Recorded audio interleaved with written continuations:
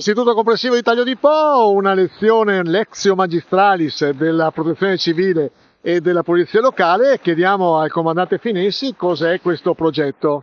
Buongiorno a tutti, è un progetto di grande spessore perché tratta l'insegnamento da parte della Polizia Locale, le regole che vanno a governare la circolazione stradale e la vita cittadina. Dall'altra parte la Protezione Civile, soprattutto nei suoi periodi di emergenza, che cosa va a compiere, e i suoi momenti di formazione.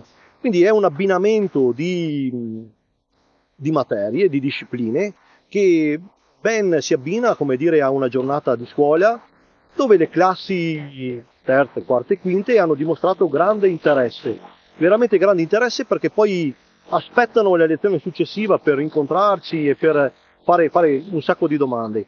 E alla fine verrà rilasciata una piccola patente di guida ai giovani allievi e ci sarà una giornata di educazione stradale in piazza con delle vere macchine elettriche e con un circuito con segnaletica stradale.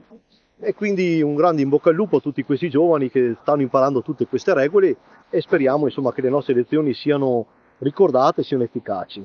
Possiamo già anticipare quando sarà nella piazza? In piazza sarà i primi giorni del mese di giugno, stiamo concordando in questi momenti la giornata precisa.